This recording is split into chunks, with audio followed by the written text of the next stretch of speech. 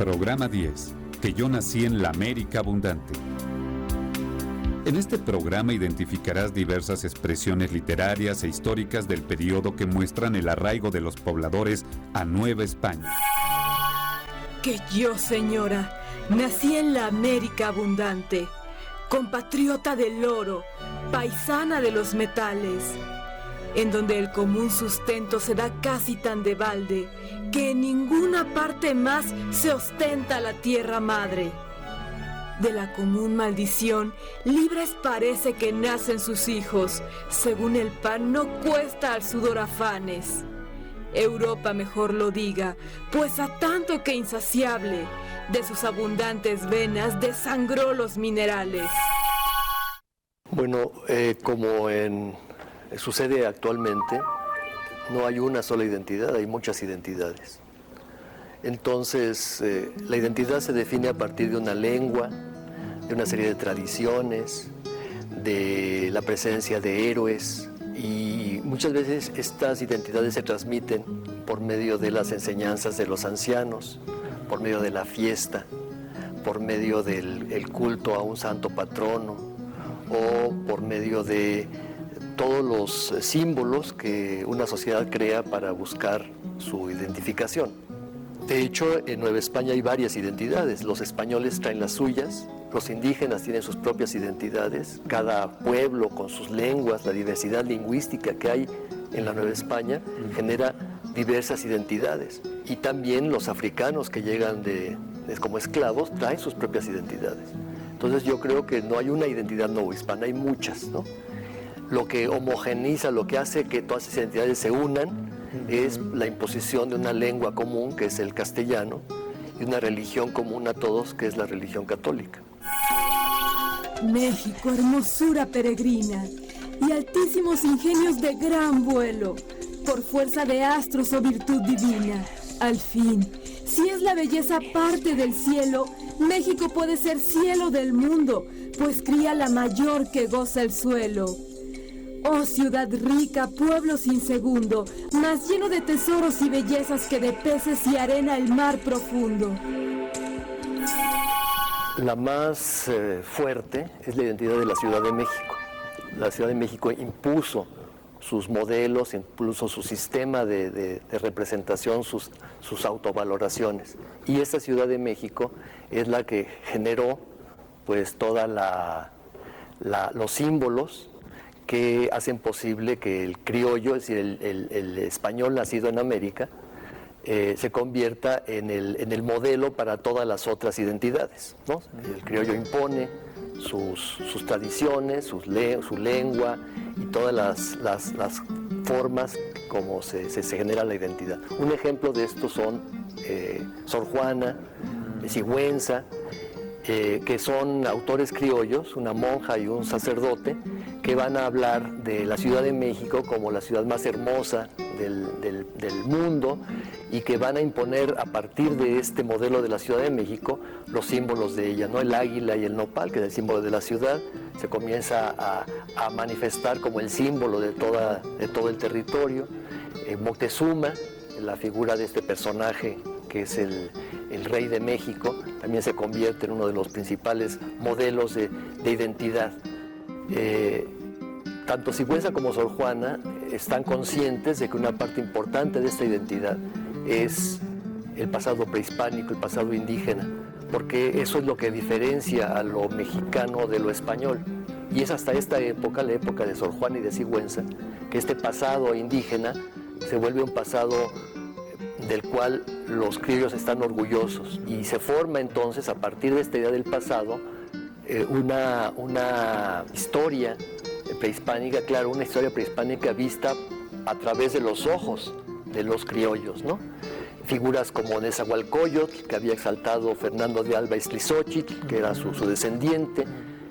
Iztlizóchitl era un mestizo, y él había rescatado el pasado prehispánico, y fue gracias a este rescate que los autores criollos pudieron conocer más del pasado prehispánico y pudieron darle a este pasado una fuerte presencia, ¿no? Entonces, parte de estas ideas que se generan en esta época son la exaltación de la belleza física del territorio, de las plantas, los animales, la riqueza mineral. Sobre todo Sor Juana habla mucho de la riqueza de plata que tiene esta Nueva España.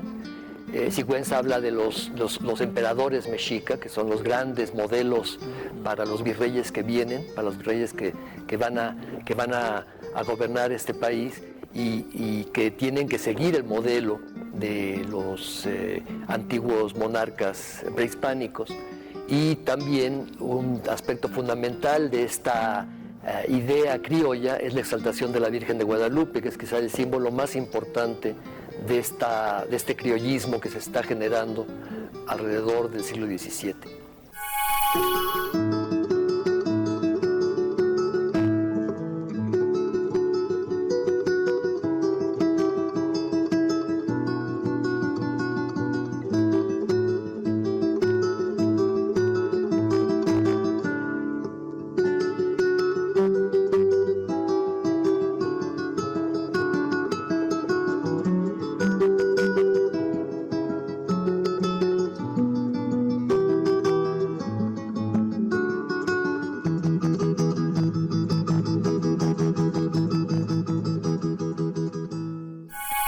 Las identidades se imponen a partir de quienes tienen el poder económico y el poder político. Entonces, obviamente, la identidad que se impuso sobre todas fue la identidad que fue expresión de aquellos grupos de poder, de los terratenientes, de los mineros, de los gobernantes, de los virreyes.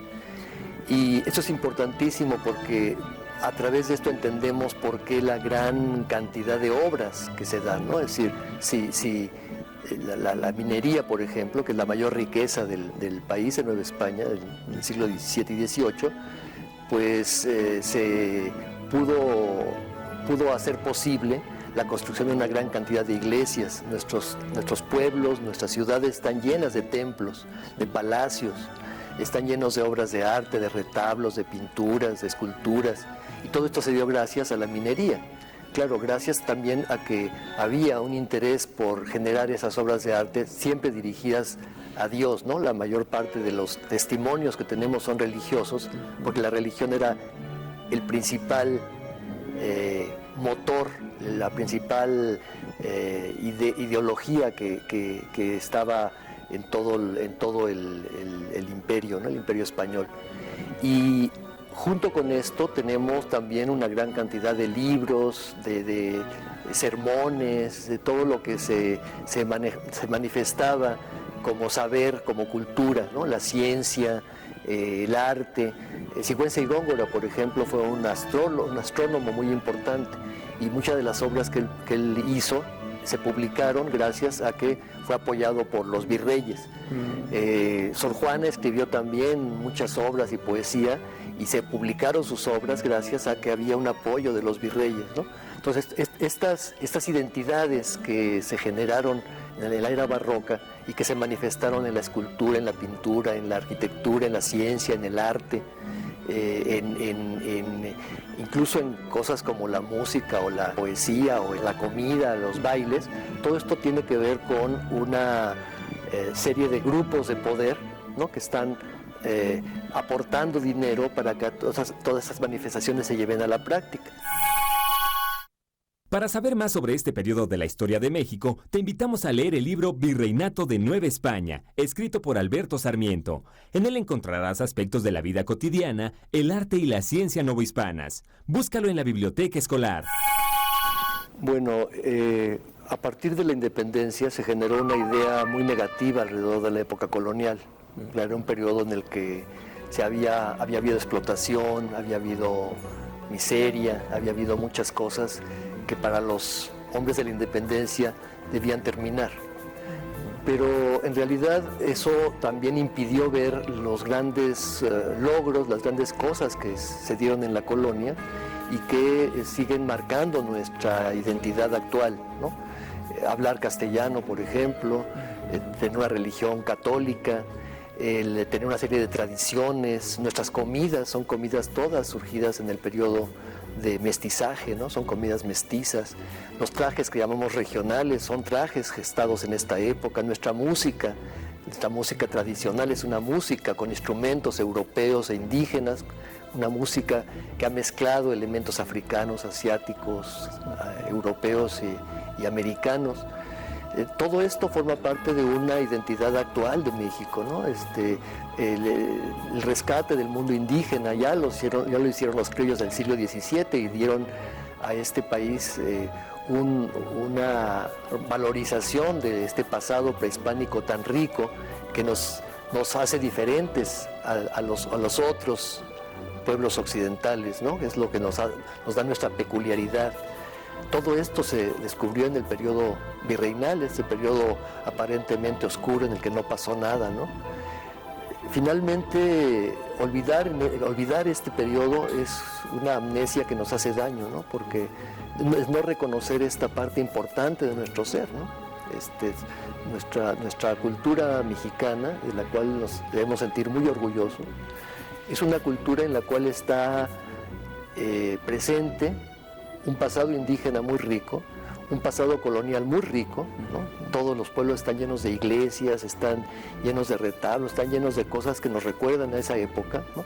Hablamos una lengua que nos unifica, que es el castellano, y esto independientemente de que las otras identidades puedan seguir siendo vivas, ¿no? No se contradice que exista una identidad hispánica, una identidad, digamos, de tradición española, pero también tenemos en las diferentes identidades indígenas, ¿no? Que también se conservaron gracias a este proceso de hispanización.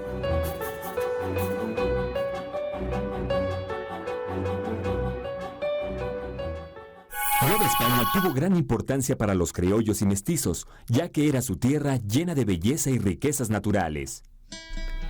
Esta tierra no solo dio identidad a los novohispanos, sino que los diferenció de sus orígenes europeos y prehispánicos. Al reconocer sus raíces y valorar la grandeza de las culturas indígena y española, conformaron una identidad propia que los identificó con el lugar que los vio nacer y crecer. ¿Y a ti? ¿Qué elementos te identifican con tu comunidad? Bueno, la historia es la memoria de un pueblo y la memoria de la humanidad.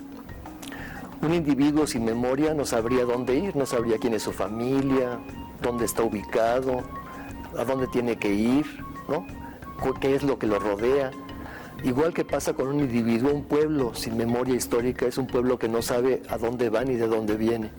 Entonces es muy importante la historia porque la historia nos ayuda a entender lo que somos, ¿no? A través del conocimiento de nuestro pasado podemos entender muchas cosas de nuestro presente y podemos ir hacia el futuro.